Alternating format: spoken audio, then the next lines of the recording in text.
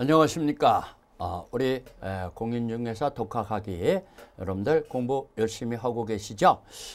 우리 기출문제 해설 강의가 계속 이어지고 있는데 지난 시간에 계약 강론에서 계약금을 살짝 언급하고 두 문제 정도 풀어보고 말았습니다. 자, 이번 시간에 이어서 그걸 계약금 계약과 그 다음에 매도인의 담보 책임, 매매에 관한 규정들을 쭉 살펴보기로 하겠습니다. 자, 문제를 중심으로서 우리가 설명을 들어가겠습니다. 자, 3번 문제. 지난번에 계약 강론에 2번까지 풀어봤는데 이번 시간부터 3번 문제 풀어봅시다. 자, 갑은 그 X 가옥을 을에게 1억 원에 매도하면서 계약 체결 일에 계약금 1천만 원을 받기로 했어요. 1억 원의 계약금을 1천만 원. 보통 우리가 일할 정도 계약금을 주기로 하지 않습니까? 관행상. 자, 1천만 원을 받았고 잔금을 9천만 원에 그로부터 1개월 후에 지급받기로 했어요. 1개월 후에. 그리하여 갑의 귀책 사유로 이 매매 계약이 해제되면은 갑의 귀책 사유로 해제됐어요. 갑이 을에게 1천만 원 위약금을 지급한다고 약정을 했어요. 갑의 귀책 사유로 해제되면은 약정을 했네요. 1천만 원 위약금을 지급하기로. 근데 을은 어떻게 하겠다는 약정이 없죠. 아무튼간 갑은 1천만 원을 지급하겠다고 약정을 했어요. 이랬을 때 틀린 것은 계약금은 1천만 원을 지급하기로 하는 갑과 을 사이 약정은 매매계약의 종된 유물계약이다. 계약금 계약은 매매계약의 종된 계약이고 또 유물계약이라고 그랬어요. 그럼 맞았죠. 맞았습니다. 1번 맞았죠. 2번 갑과 을이 이행행위에 착수하기 전에는 을은 계약금을 포기하고 계약을 해지할 수 있다. 자, 우리 본계약의 이행 착수 전까지는 매도인 측에서는 100을 상환하면서 안 팔겠소 할 수 있고 매수인 측에서는 계약금을 포기하면서 안 사겠소 라고 할 수 있다고 그랬죠. 해지할 수 있다. 맞았습니다. 이행이 착수하기 전까지는. 그러면 2번까지 맞았고. 자, 3번. 자, 3번은 을이 잔금을 준비하여 등기 절차를 받기 위해서 갑에게 등기소에 동행할 걸 촉구했어요. 자, 등기소에 동행할 걸 촉구했다. 그러면 이행착수에 들어간 거죠. 이거 이행착수죠. 그것만 가지고는 이행착수라고 볼 수 없다. 틀렸습니다. 이행착수이기 때문에 이제 안 팔겠다 안 사겠다고 못 옵니다. 이행착수에 들어갔으니까 그러면 3번이 틀렸네요. 답이 3번 나와버렸네요. 답이 3번 나와버렸습니다. 4번 이행착수 전에 을이 계약금의 해제죠. 해약금의 해제를 한 경우에 을은 해제에 따른 손해배상 청구권을 행사할 수는 없다. 맞았죠. 여러분들 해약금 계약에서는 계약금 100을 상환하고 계약금을 포기하고 그걸로 끝난다고 그랬죠. 손해배상 청구권이나 원상회복 청구권이 안 생긴다는 거 시험 문제 참 잘 나옵니다. 손해배상 청구권이나 원상회복 청구권이 없어요. 그러면 손해배상 청구권 행사할 수 없다. 맞았죠. 4번도 맞았죠. 자, 5번 을의 귀책 사유로 인하여 매매계약이 해제되더라도 을의 위약금 지급 의무는 인정되지 않는다. 자, 이거 을의 잘못으로서 계약이 해제되더라도 자, 지금 갑은 1천만 원 위약금을 지급하기로 했지만은 그런 약정을 했지만 을은 어떤 약정을 한 것이 아니라고 그랬어요. 그러면 을의 귀책 사유로 매매계약이 해제되더라도 위약금 지급 의무는 인정되지 않죠. 그러면 5번은 맞았죠. 갑만이 약속을 했으면은 간만이 위약금의 효력이 생기는 거고 을에게는 어떤 효력이 생긴다고 볼 수 없는 거죠. 그래서 여러분들 공평하게 약정을 하려면은 양당사가 똑같이 약정하는 습관을 들여야 합니다. 그렇지 않고는 일방에게 큰 피해가 될 수도 있다는 거 이런 것들을 계약을 체결하면서 유념하시기를 부탁드립니다. 자, 아무튼간 5번도 맞은 거죠. 그러면 틀린 것은 3번이 틀렸죠. 자, 등기소에 이행할 걸 촉구했을 때는 이행착수라고 볼 수 있기 때문에 이 해약금 계약의 해제권은 행사하지 못한다는 거. 자, 우리 4번 문제로 들어가 볼까요? 4번 문제. 자, 갑은 자신의 토지를 을에게 매도하면서 계약금을 수령한 후 중도금과 잔금을 1개월 후에 지급하기로 약정했다. 계약금 계약이죠. 지금 계약금을 수령했어요. 다음 중 틀린 것은 갑과 을 사이의 계약금은 위약금으로 한다는 특약도 가능하다. 맞았죠? 위약금으로 한다는 특약을 맺을 수 있어요. 그러면 위약금이라는 특약을 맺었을 때는 우리 채무불이행에 의해서 계약을 법정 해지를 했어요. 계약을 해지했을 때 계약금은 위약금으로 특약을 맺었으면은 계약금은 몰수 대상이 되는 거죠. 그런 거. 특약을 맺지 않으면은 계약금이 당연히 자기가 갖는 건 아니죠. 특약을 맺지 않으면은 반환해주고 별도 손해배상을 청구할 따름인데 특약을 맺었으면은 손해배상 예정으로 추정한다 그럽니다. 위약금은 특약 가능하다는 거. 1번 맞았죠. 2번 갑과 을 사이의 계약금 계약은 매매계약하고 종등계약이다. 종등계약이고 유물계약이라고 그랬잖아요. 그러면 2번도 맞았죠. 한번 을은 중도금을 지급 후에는 특약이 없는 한 계약금을 포기하고 계약을 해지할 수 없다. 중도금을 지급했다는 것은 본계약의 이행 착수가 됐잖아요. 그러면은 안 팔겠다 안 사겠다고 못 오는 거죠. 그러면 이것도 맞았죠. 다 맞았습니다. 지금 1번 2번 3번 다 맞았죠. 4번 을이 해약금에 의한 해제권 행사로 인하여 발생하는 손해배상에 대해서 갑은 그 배상을 청구할 수 있다. 말도 안 되네요. 자, 여러분들 해약금 계약에서는 원상회복 의무도 없고 손해배상 청구권도 없다고 강조했잖아요. 손해배상 청구권 없고 원상회복 청구권도 없고. 자, 아무튼 4번이 틀렸죠. 4번이 답이 4번이 되겠네요. 자, 5번은 어떻게 나왔나 봅시다. 자, 5번 갑과 을 사이에 해약금에 의한 해제권을 배제하기로 특약을 맺었어. 자, 여러분들 계약금 계약은 임무규정이에요. 그러면 오늘 계약을 맺은 이후부터는 우리 마음 변하는 것이 없이 안 팔겠다 안 사겠다 못 오기로 합시다. 끝까지 가기로 합시다 라고 특약을 맺으면 계약금 계약의 해제권은 소멸해버려요. 계약금 계약은 해제 못해요. 아무튼 특약이 우선하죠. 배제하기로 하는 약정이 있다면 더 이상 해제권 행사할 수 없다. 맞았죠. 5번 좀 잘 기억하세요. 계약금 계약은 임무규정이라는 것만 생각하면 돼요. 그래서 꼭 좀 주의하시라는 거. 그러면 5번도 맞았으니까 지금 4번 문제에서는 답이 4번입니다. 자, 그 다음 문제로 들어가 볼까요? 5번. 매매계약에 관한 설명 중 틀린 것은 매매계약.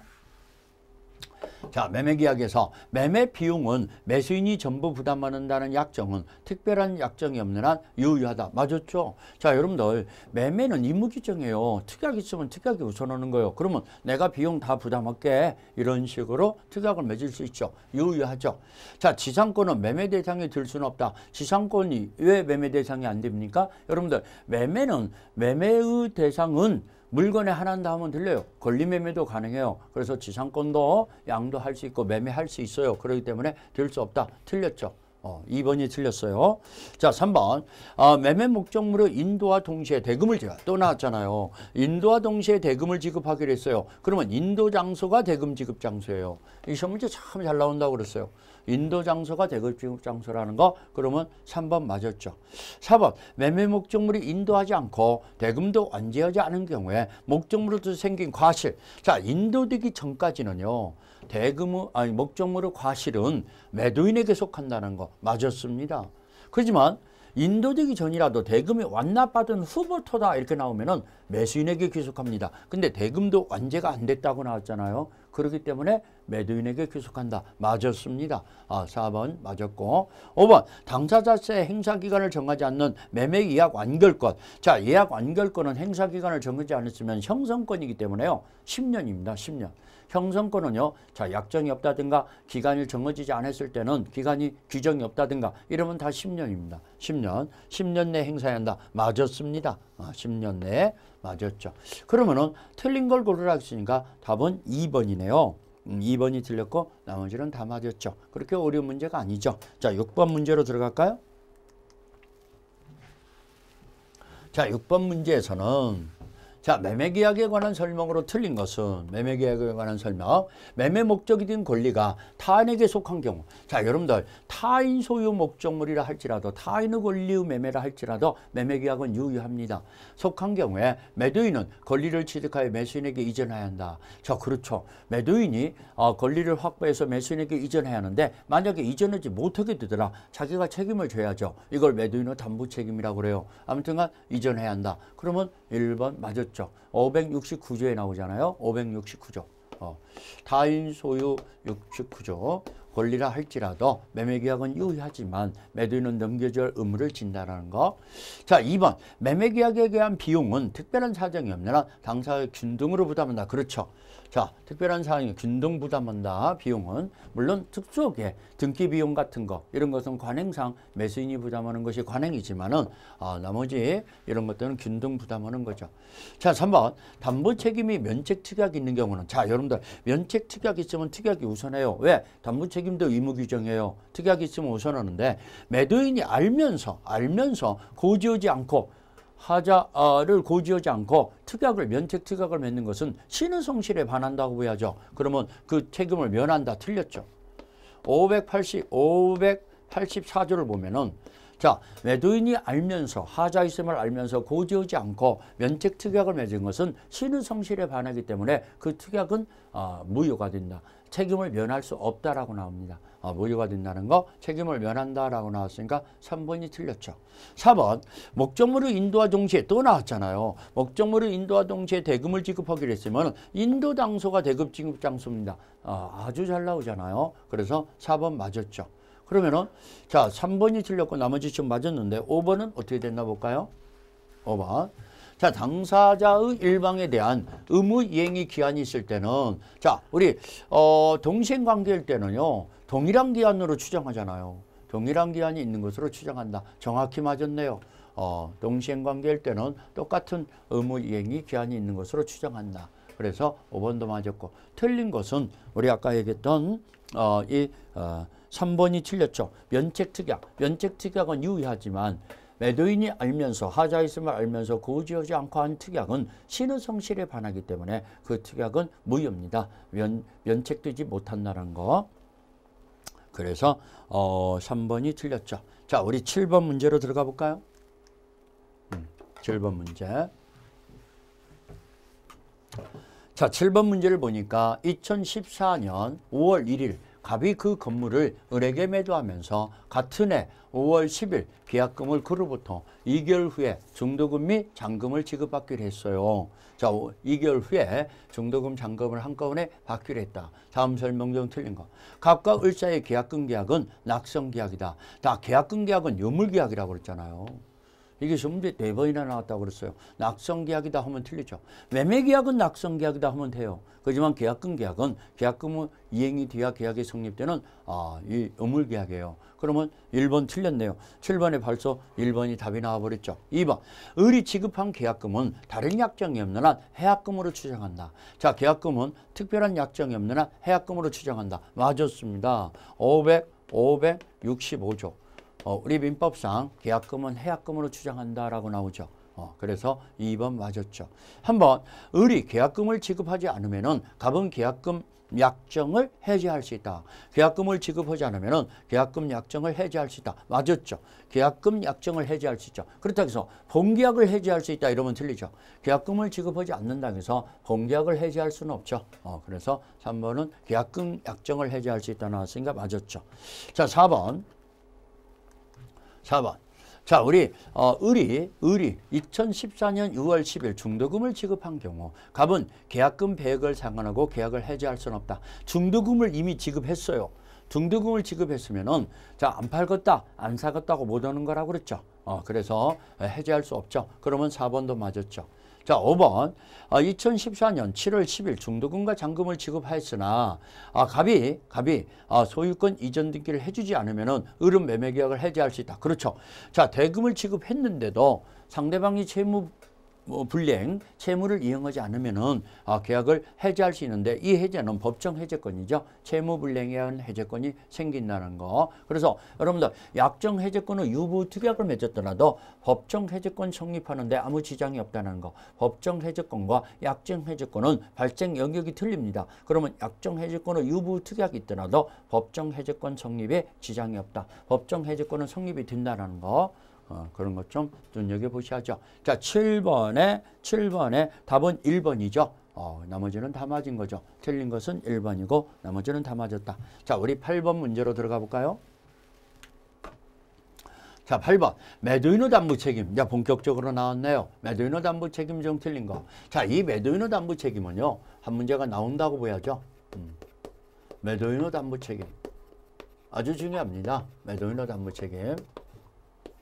570조에서 580조, 584조까지 매도인의 담보 책임이 나오는 건데, 자, 이 매도인의 담보 책임은 이거 무과실 법정 책임이죠. 매도인의 잘못이 없더라도 당연하게 책임지는 무과실 법정 책임이죠. 그러면 매도인의 담보 책임은 매매계약을 체결할 당시부터 하자가 있었어야 하잖아요. 원시적 하자. 원시적 하자에서 적용되죠. 그 다음에 불능 문제에서도 적용되는데 전부불능은 적용 안 돼요. 전부불능은 무효니까 계약 체결성하고 과실 책임 문제가 적용돼요. 원시적 일부 불능이야죠. 자, 유상계약, 매매계약은 유상계약이잖아요. 원시적 일부 불능일 때는 이 계약은 유효입니다. 계약은 유효하고 무효가 아니죠. 그런 대신 매도인이 책임을 져야죠. 우리 실제 면적과 계약 면적을 비교해 보니까 실제 면적이 부족해요. 그러면 처음부터 일부가 수량 부족이잖아요. 이런 것들이 원시적 일부 불능이라고 하는데 계약은 유효하지만 매도인이 수량 부족에 대해서 책임을 져야 하잖아요. 이런 것들을 매도인의 담보 책임이라고 하죠. 자, 그 다음에 이것은 특정물 매매뿐만 아니라 불특정물 매매에서도 적용되죠. 특정물, 불특정물 매매 다 적용된다. 다 적용되고, 네 번째. 자, 이 매도인의 담보 책임은 우리 면책 특약 있잖아요. 면책, 그 다음에 감경 특약 이런 것들은 유효하죠. 감경 특약은 유효하죠. 물론 우리 아까 얘기했듯이 매도인이 알면서 하자 있음을 알면서 면책 특약을 맺는다든가 이런 것들은 신의 성실에 반하기 때문에 무효가 된다고 그랬죠. 그런 것들 빼고는. 그러나 이 매도인의 담보 책임이 모든 유상계약에 다 준용된다고 그랬잖아요. 유상계약에 그대로 다 적용된다. 그렇죠? 이게 매도인의 담보 책임. 그러면 담보 책임의 내용은 뭡니까? 자, 매수인이 무엇을 책임을 묻습니까? 매도인한테 대금 감액 청구권이 생기죠. 우리 아까 수량 부족일 때 그 부족한 부분을 빼고라도 나머지라도 샀을 것으로 의혹이 되면은 대금을 그만큼 감액을 시킬 수 있잖아요. 그 목적 달성이 불가능하면은 계약을 다 해지할 수 있죠. 해제권. 또 손해배상도 청구할 수 있죠. 손해배상. 자, 그 다음에 다른 하자 없는 물건으로 바꿔주시오라는 완전물 급부 청구권이라는 것이 있어요. 이 완전물 급부 청구권은 종류물 매매, 불특정물 매매에서 생기는 거죠. 다른 물건으로 바꿔주세요. 불특정물 매매에서 완전물 급부 청구. 자, 5번에 저당권이 경매 실행으로 들어갔을 때 매수인이 자기가 대신해서 갚아서 이 소유권을 보존시키는 경우 있잖아요. 그랬을 때는 출재구 상환 청구권이라고 그러죠. 구상권 채권이 생기는 거죠. 출재구 상환 청구권이 생긴다는 거. 자, 이런 것들이 매도인의 담보 책임의 내용이죠. 그래서 매도인의 담보 책임은 자, 우리 권리하자, 물건하자, 경매에서 담보 책임, 또 그다음에 채권 매매에서 담보 책임 이렇게 네 가지로 나눠지는데 이 권리하자가 상당히 중요하죠. 권리하자가 그런 것들을 좀 잘 정리해 놓으셔야죠. 자, 우리 요 내용 등 어느 정도 좀 알았던 걸로 이제 머릿속에 들어간 걸로 하고 권리하자를 좀 간단하게 좀 정리해 드릴게요. 아주 중요한 거니까 권리하자. 그게 문제가 집중적으로 나옵니다. 권리하자. 자, 권리하자 담보 책임이다. 권리하자 담보 책임. 자, 첫 번째 570조. 권리 전부가 타인 소유예요. 권리 전부가 매도인 소유가 아니에요. 전부가 타인 소유. 권리 전부가 타인 소유. 자, 권리 전부가 타인 소유다 보니까 매수인은 취득을 못하게 됐어요. 그러면 선후 매수인은 계약 해지하고 손해배상을 청구할 수 있죠. 여기 손해배상은 이행이익배상이다 그러죠. 이행이익배상. 그 다음에 악의 매수인은요. 해제만 가는 거죠. 해제만 가는 거고 손해배상 청구권 없죠. 이걸 행사할 수 있는 기간을 제척기간이라고 하는데 제척기간은 없죠. 제척기간 없다라는 거. 행사하는 기간은 없죠. 언제든지 행사할 수 있다는 얘기죠. 여기서 여러분들이 하나 알아놓을 것은 자, 특칙이 있어요. 571조. 선후 매도인의 특칙이라고 그러죠. 선후 매도인 측에서 해제권이 인정되는 특칙이 있어요. 매도인이 자기 것이 아니라는 걸 몰랐어. 그걸 모르고 있는 매도인 측에서는 해제할 수 있는데 매수인이 손해일 때는 손해배상하면서 해제해야죠. 그냥 해제하는 게 아니라 손해배상하면서 해제해야죠. 그렇지만 매수인이 악이에요. 매도인은 손을 할지라도 매수인은 악이에요. 손해배상할 필요 없죠. 자, 이런 것들이 권리의 전부가 타인에게 속했을 때. 자, 그러면 권리의 일부가 타인에게 속했을 때. 권리의 일부가 타인 소유예요. 일부가 타인 소유일 때는 자, 선의 매수인은 대금 감액 청구권이 생기죠. 일부라도 샀을 것으로 원하는 경우 있잖아요. 그러면 대금 감액 청구권이 생기죠. 그 다음에 목적 달성이 불가능하면 해제할 수 있죠. 또 손해배상을 청구할 수 있는데 이 손해배상도 이행이익배상이죠. 이행이익배상. 자, 우리 권리의 전부가 타인에게 속했을 때와 일부가 타인에게 속했을 때의 손해배상은 이행이익배상이에요. 그 다음에 악의의 매수인은 대금감액 청구권만 있어요. 해제권 없어요. 손해배상 청구권 없어요. 자, 이것 좀 보세요. 이 선의 매수인은 안날부터 1년이에요. 안날부터 1년. 이거 행사기간이 안날부터 1년. 그렇지만 악의 매수인은 계약 한날부터 1년이죠. 제척기간, 행사기간을 얘기하는 거죠. 자, 세 번째 봅시다. 574조. 수량부족이나 일부 멸실이다 그러죠. 수량부족 또는 일부 멸실. 이것은요, 선의 매수인에게만 인정돼요. 선의 매수인은 대금 감액 청구권이 생기죠. 자, 대금 감액을 청구할 수 있고 이걸로 목적 달성이 불가능할 때는 해지하고 손해배상을 청구할 수 있죠. 근데 이것도 안날부터 1년이죠. 안날부터 1년. 선의 매수인에게만 인정된다는 걸 주의하세요. 악의 매수인은 인정이 안 되죠. 자, 575조. 용익권에 의한 제한이다. 제한물권의 제한이다. 용익권의 제한. 자, 이 지상권, 지역권, 전세권, 등기든 임차권, 유치권 이런 것들이 행사되고 있다 보니까 매수인은 샀음에도 불구하고 사용수익을 못 얻는 거. 그러면 이것도 선의 매수인에게만 인정되죠. 선의 매수인은 목적 달성이 불가능할 때 해지하고 손해배상을 청구할 수 있죠. 자, 이것도 안날부터 1년. 자, 이게 머릿속에 들어가 있어야만이 여러분들이 한 문제 맞출 수 있어요. 576조. 저당권이나 전세권의 실행, 전세권의 경매에 의해서 소유권이 상실되는 경우 있잖아요. 그랬을 때는 선의악의 매수인 다 매수인에게 대신해서 갚아줘서 이 출제가 됐어요. 대신해서 갚아서 막았어요. 그러면 구상권 채권, 출제 그 상환 청구권이 생긴다고 그랬죠. 그 다음에 이걸로 인해서 대신해서 갚아준 게 아니라 소유권이 상실됐어요. 그러면 계약을 해지하고 손해배상을 청구할 수 있죠.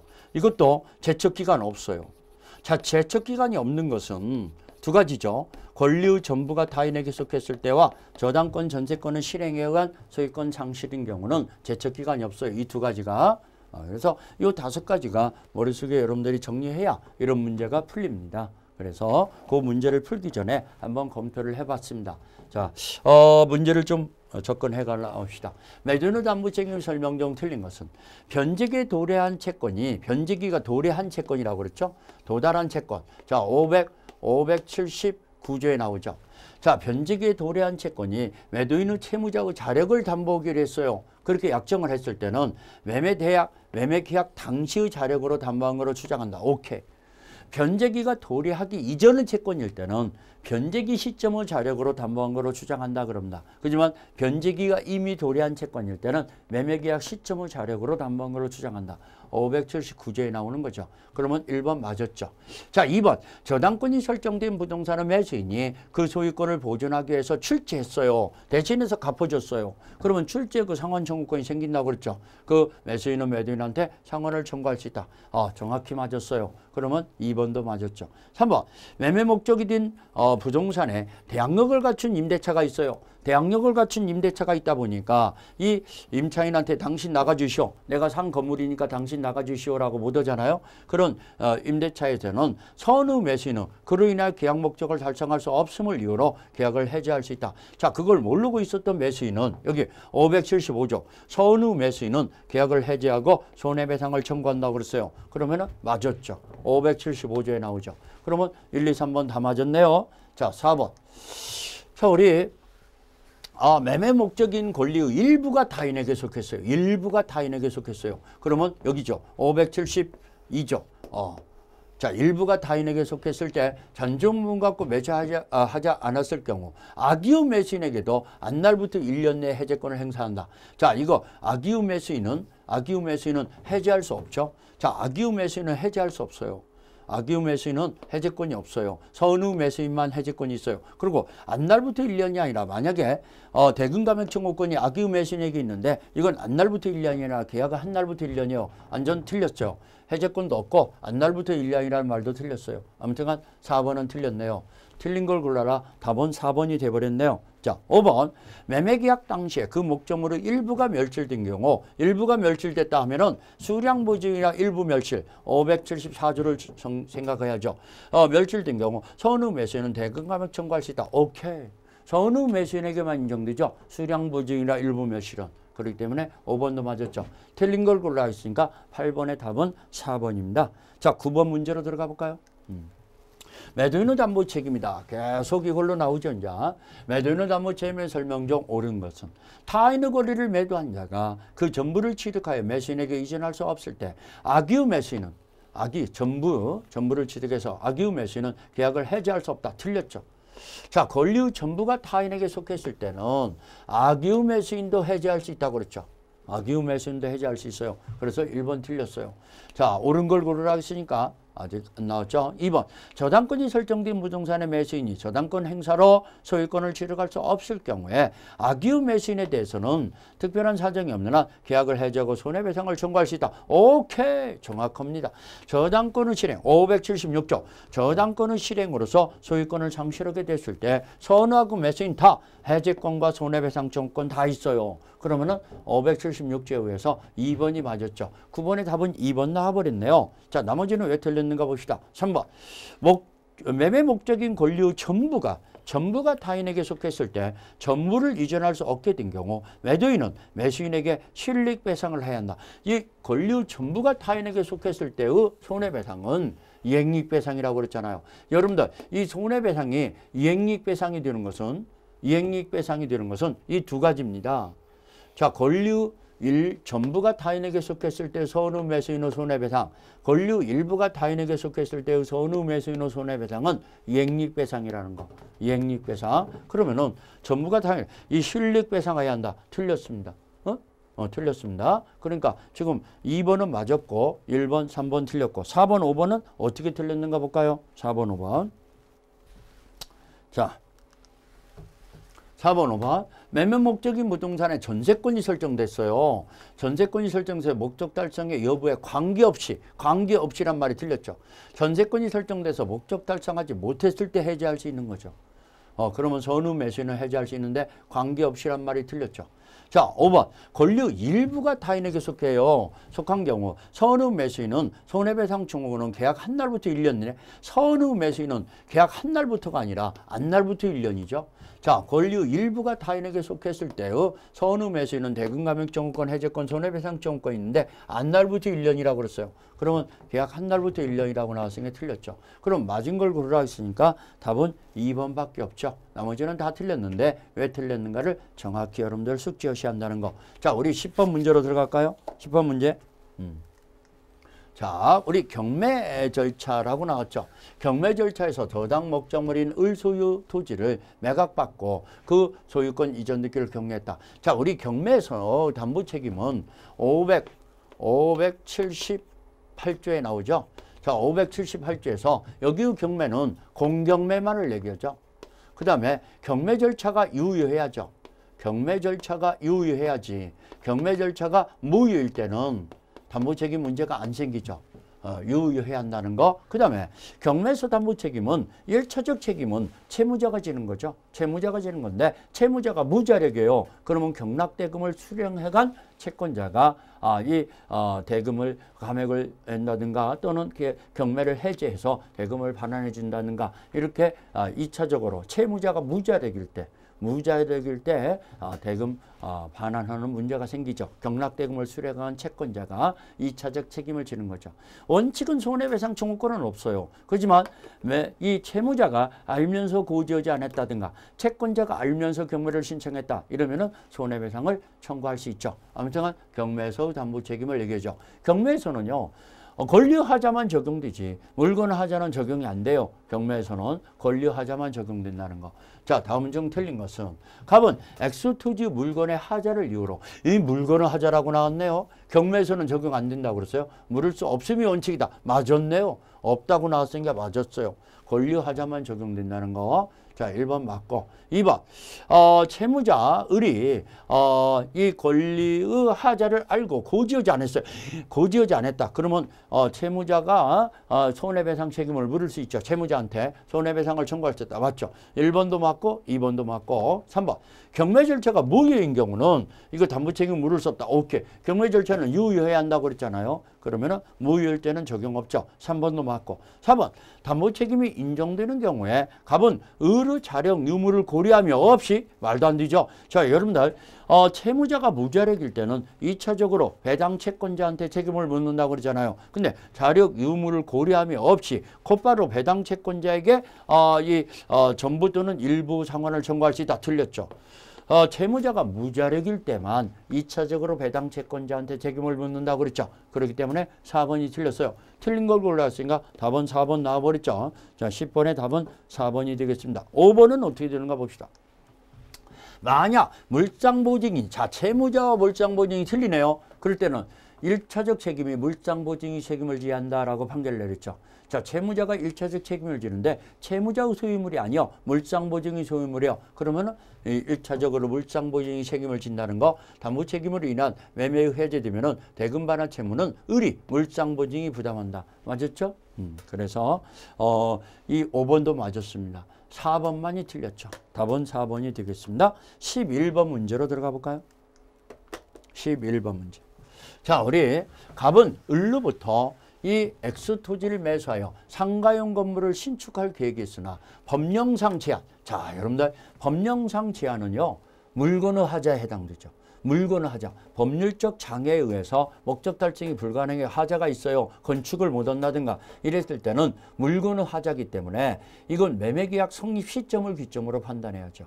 경매에서는 적용 안 되겠죠. 물건의 하자니까. 경매는 권리하자만 적용되기 때문에 아무튼 법령상 제한으로 건축을 신축할 수 없게 됐어요. 토지 오염으로 통상 사용을 기대할 수 없었다. 옳은 것은 자, 물건의 하자의 담보 책임을 묻는 건데 물건의 하자 담보 책임은 매수인은 서는 무과실이 합니다. 매수인은 서는 무과실이 매도인한테 책임을 묻는 거거든요. 자, 우리 이제 하나하나 봅시다. 1번 토지에 대한 법령상 제한으로 건물을 신축이 불가능하면은 이는 매매 목적물의 하자에 해당한다. 물건의 하자에 해당한다. 맞았죠? 1번 맞았죠. 2번 X토지의 하자가 존재하는지 여부는 언제나 이 목적물을 인도시를 기준으로 판단해야 한다? 아니죠. 이것은요. 매매계약 성립시를 기점으로 판단해요. 인도시라고 나왔으니까 틀렸습니다. 틀렸습니다. 그래서 2번 틀렸고 3번 갑이 토지에 오염이 있다는 사실을 계약 체결 시 알고 있었어요. 그런다면은 하자담보 책임을 물을 수 있다. 틀렸죠. 매수인은 서는 무과실이야만이 하자담보 책임을 묻는다고 그랬어요. 그러면 1번은 맞았고 11번에 1번은 맞았고 2번 3번 틀렸어요. 그러면 답이 1번인데 자, 우리 4번 5번은 어떻게 틀렸는가 볼까요? 4번 5번 갑이 토지 오염으로 인하여 계약 목적을 달성할 수 없더라도 계약을 해지할 수 없다. 자, 계약 목적을 달성할 수 없으면 해지할 수 있죠. 없다라고 나왔으니까 또 틀렸죠. 이것도 틀렸고 5번 갑은 토지 오염 사실 안날부터 1년 1년이 아니죠. 물건 하자는 6개월입니다. 안날부터 6개월이죠. 물건 하자는 6개월 내에 제척기간이 걸리죠. 그러면 1년이라고 나왔으니까 또 벌써 틀렸네요. 그러면은 자, 맞은 걸 고르라 했으니까 11번의 답은 1번이고 나머지는 다 틀렸는데 왜 틀렸는가를 정확히 아셔야 한다는 거. 자, 12번 환매에 관해서 나왔네요. 자, 여러분들 12번 문제 봅시다. 환매에 관한 설명 중 틀린 것은, 그러면 환매에 대해서도 간단하게 좀 한 문제씩 등장하니까 간단하게 몇 가지만 정리합시다. 이 환매는 참 쉽습니다. 그러니까 여러분들 이거 틀리면 안 되죠. 자, 환매에 관해서 간단하게 또 정리해 봅시다. 환매. 자, 매매와 동시에 해야죠. 매매와 동시에 다시 도로 사겠다라고. 매매한 목적물을 다시 사겠다라고 특약을 맺는 걸 환매 특약이라고 그러죠. 환매 특약. 매매와 동시에 체결해야 한다는 거. 동시에 체결. 자, 그러면 환매는 어떤 역할을 하냐면은 매도 담보 기능을 한다. 매매로 하는 채권 담보적 기능을 하죠. 매도 담보권, 매도 담보 기능을 한다. 매도 담보 기능. 채권 담보 목적으로 매매하는 형식으로 하는 담보다. 그래서 가등기 담보법의 규율을 받죠. 환매는. 자, 이 환매 이 대금은 어떻게 되냐? 최초 매매 대금이죠. 환매 대금은 최초 매매 대금의 플러스 비용입니다. 그러면 선생님, 대금의 이자는 어떻게 됩니까? 대금의 이자와 과실은 사용이익은 상계한 것이 되죠. 그러니까 특별한 약정이 없는 한 대금의 이자를 지급할 필요는 없죠. 그 다음에 환매 기간은 그러면 어떻게 됩니까? 환매 기간은 부동산은 5년이죠. 동산은 3년. 그러면 5년, 3년 이상으로 맺는 경우도 있잖아요. 5년, 3년으로 단축되죠. 기간 약정이 없으면은 5년, 3년이 된다. 근데 여기서 한 번 기간을 정하면은 기간은 다시는 연장하지 못한다는 거. 연장이 불가능한 거죠. 환매기간. 자, 세 번째. 이 환매권 등기가 가는 거죠. 환매권 등기가 가는 건데 등기가 되면은 제3자한테도 대항 가는 거죠. 그래서 이미 자, 환매 특약을 맺었더라도 처분 금지 특약이 아니거든요. 그러면 매수인이 제3자한테 팔아먹어 버렸어요. 그러면 전득자한테 넘어갔을 때 환매권 행사는 전득자한테 행사해야죠. 제3자한테, 전득자한테 행사해야 한다. 환매 특약 등기가 되면은 제3자한테도 주장할 수 있다는 얘기죠. 그래서 만약에 매수인이 제3자한테 근저당권 설정을 했다 그럽니다. 그럼 환매권 행사로 토지를 다시 돌려받았잖아요. 그 근저당권은 소멸해버리죠. 근저당권은 소멸한다는 거. 자, 그 다음 네 번째. 자, 이게 시험 문제 잘 나오는데, 자, 환매권 행사로 이 토지가 다시 환원됐는데 그 환매 의무자인 그 매수인이 건물을 지었어요. 그러면 토지와 건물의 소유자가 틀리게 됐죠. 그러면 관습법정과 법정시한권이 생기냐. 자, 토지와 건물이 각각 틀리게 됐더라도 관습법상의 법정시한권은 안 생기죠. 이게 여러분들 시험 문제 3번이나 나왔죠. 관습법상의 법정시한권은 안 생긴다는 거. 자, 그래서 왜 그러냐면 그 환매권자에게 커다란 침해가 되잖아요. 그래서 관습법상의 법정시한권이 생길 수가 없죠. 환매권은 형성권이기 때문에 양도상속 채권자 대위권의 대상이 되죠. 이런 것들이 환매의 내용이라는 걸 정리해 놓으시고 문제를 좀 풀어볼까요? 자, 환매에 관해서 틀린 거. 자, 부동산에 대한 매매 등기와 동시에 환매권을 보류하는 등기를 하더라도 제3자에게 대항할 수 있다. 자, 그러니까 환매권 동시에 등기를 하지 않았더라도 제3자에게 대항할 수 있다. 틀렸죠. 등기해야 제3자에게 대항력이 생기죠. 답이 1번 나와버렸네. 등기해야 대항력이 생기지. 등기 안 했는데도 제3자에게 대항할 수 있다. 이러면 틀려버리죠. 1번 틀려버렸어요. 2번 환매특약은 매매계약과 동시에 해야 한다. 맞았죠. 동시에 해야죠. 자, 3번 부동산에 대한 환매기간을 7년으로 정했어요. 그래도 5년으로 단축한다. 오케이.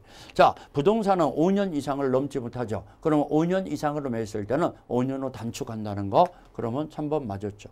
자, 4번 환매 등기를 격려한다 되지. 건물을 신축했어요. 근데 환매권 행사로 토지가 다시 회복이 됐을 때 그 법정시한, 관습법정의 법정시한권은 발생하지 않는다. 맞았죠.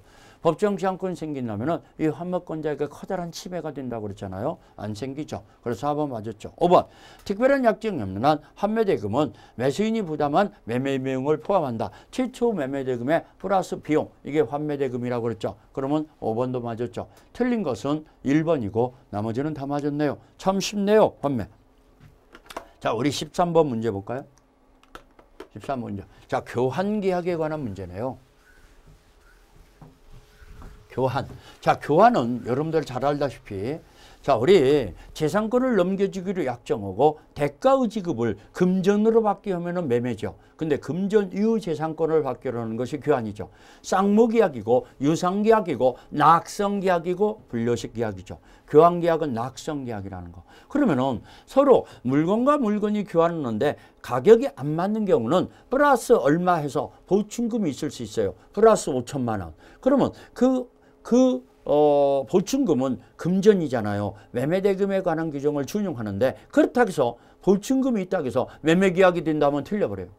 보충금이 있더라도 교환계약이라는 거. 보충금이 있더라도 교환계약이라는 거. 자, 이 교환계약은 쌍무계약이니까 동시행항변권 위험부담 또 매도인의 담보 책임이 다 적용되죠. 양당사자가 자기가 준 물건에 대해서 책임을 져야죠. 양당사자가 매도인 역할을 하는 것이 교환계약이죠. 자, 우리 교환에 대한 문제를 풀어봅시다. 교환에 관해서 교환계약에 대해서 체결했다. 1억 원을 보충하기로 했어. 보충금이 있어. 그래도 교환계약이라고 그랬어요. 지급받기로 했다. 틀린 것은 갑과 을 사이의 계약은 분료식 계약이다. 맞죠? 쌍무, 유상, 낙성 분료식 계약이라고 그랬어요. 그 다음에 갑과 을이 특별한 사정이 없는 한 서로 하자담보 책임을 지지 않는다.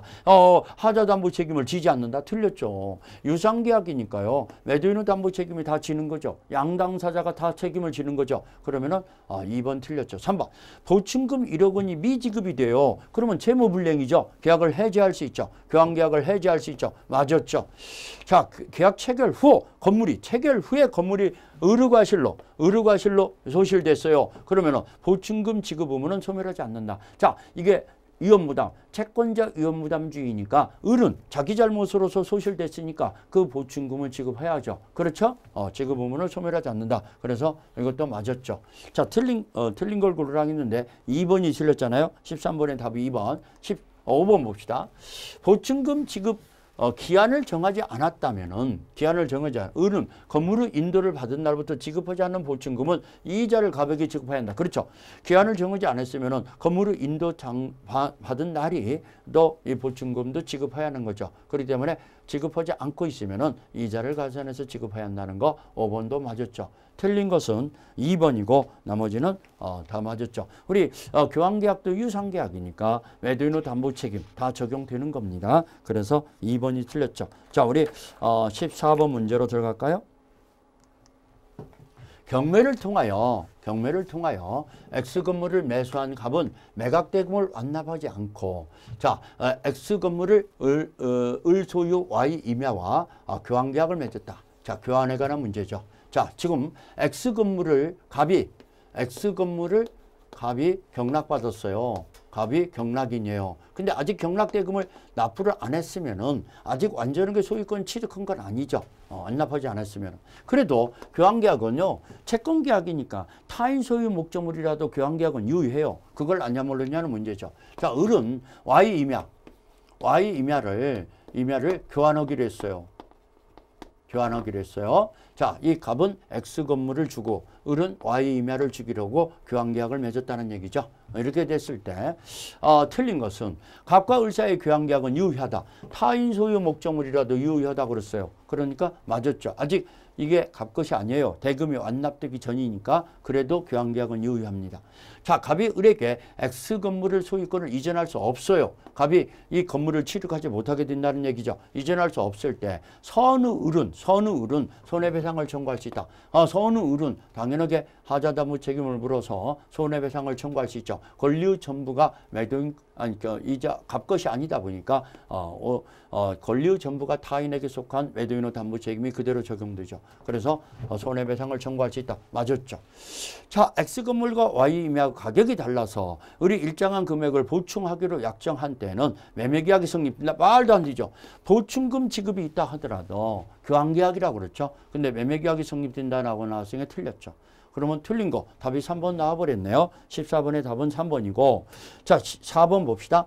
매매대금을 완납한 갑이 을에게 X건물의 소유권을 이전한 경우에 갑은 X건물 하자에 대해서 담보 책임을 진다. 오케이. 자, 여러분들 이 물건에 대해서 하자 담보 책임을 갑이 지는 거고 Y 임야의 하자 담보 책임을 을이 지는 거고 쌍방이 하자 담보 책임을 진다고 그랬어요. 유상계약이니까. 그러면 3번이 틀렸고 지금 나머지는 맞았는데 5번도 어떻게 맞았는가 볼까요? 5번.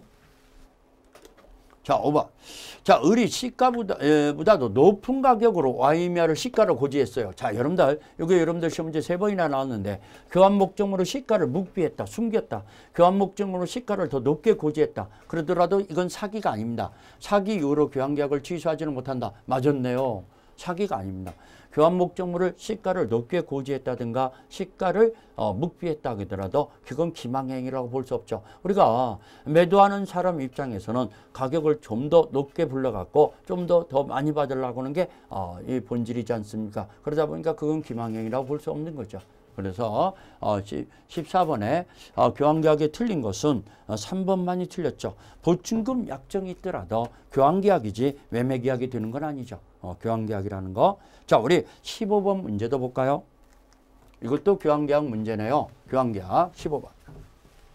자, 교환계약이 한 문제 정도 이렇게 나오니까 여러분들이 정리해 놓으셔야죠. 자, 갑은 자신의 X 건물을 1억 원 상당의 건물을 을 Y 토지 2억 원 상당과 교환을 하기로 체결했어요. 그래서 을에게 8천만 원을 보증금을 더 주기로 했어요. 지급하기로 했어요. 가격이 안 맞으니까 이랬을 때는 다음 설명 중 틀린 거. 갑과 을의 교환계약은 서면으로 작성할 필요를 하지 않는다. 자, 교환계약은 분류식 계약이라고 그랬어요. 쌍무, 유상, 낙성 분류식 계약. 그러면 서면으로 작성하지 않아도 되죠. 맞죠? 자, 1번 맞고 2번. 을은 갑의 보증금 미지급을 이유로 교환계약을 해지할 수 없다. 틀렸죠. 보증금 미지급이 되면 채무불이행이죠. 채무불이행으로서 계약을 해지할 수 있어요. 해지할 수 없다 나왔으니까 틀렸습니다. 그러면 답이 벌써 2번 나와버렸네요. 3번. 계약 체결 후 이행 전에 X건물이 지진으로 붕괴돼 버렸어요. 그러면 계약 체결 후에 쌍방의 규칙 사유 없이 불능이 됐잖아요. 지진이 난 것은. 이걸 후발적 불능. 쌍방의 규칙 사유 없이 불능이 되면은 채무자 위험부담주의죠. 537조. 채무자 위험부담주의로 분기된 경우 갑은 을에게 Y토지의 인도를 청구하지는 못한다. 자, 쌍방의 규칙 사유가 없는 채무자 위험부담주의일 때는 채무자는 자기 이행이 면제되는 대신 상대방의 이행 청구를 하지 못한다고 그랬어요. 그러면 이 자기의 건물에 대한 이행이 면제되는 대신 Y토지의 인도를 청구하지 못한다. 정확합니다. 맞았죠? 3번 맞았죠? 자, 4번, 5번은 어떻게 맞았는가 볼까요? 4번. 자, 우리 X건물에 설정된 저당권의 행사로 을이 그 소유권을 취득할 수 없게 됐어요. 을이 소유권을 취득할 수 없게 됐을 때는 이 매도인의 담보 책임이 적용되기 때문에 이 교환계약을 해지할 수 있죠. 자, X건물을 저당권의 실행으로서 소유권이 상실되게 됐을 때는 저당권 실행에 의한 매도인의 담보 책임이 그대로 적용됩니다. 그래서 계약을 해지할 수 있죠. 그러니까 4번도 맞았죠. 5번. 교환계약이 해지된 경우 갑과 을은 원상회복 의무는 동생관계다. 우리 쌍무계약에서 계약이 해제됐을 때 양당사자 원상회복 의무는 동생관계다 하면서 공부했던 기억나잖아요. 그렇기 때문에 5번도 맞았죠. 그러면 틀린 걸 고르라 해서 15번 문제는 답이 2번이죠. 15번 문제는 답이 2번이다. 자, 그렇게 어려운 문제가 아니죠. 교환계약이 이렇게 한 문제 정도 예상이 되는데 여러분들이 준비하면은 아무 문제가 없습니다. 자, 우리 16번 문제로 들어갈까요? 자, 임대차 계약에 대해서 나왔네요. 임대차 계약. 자, 임대차 계약에서 임대인과 임차인이 모두 인정될 수 있는 권리는 자, 임차권. 이건 임차인에게만 인정되죠. 임차권이라는 건 사용수익권이 임차권이잖아요.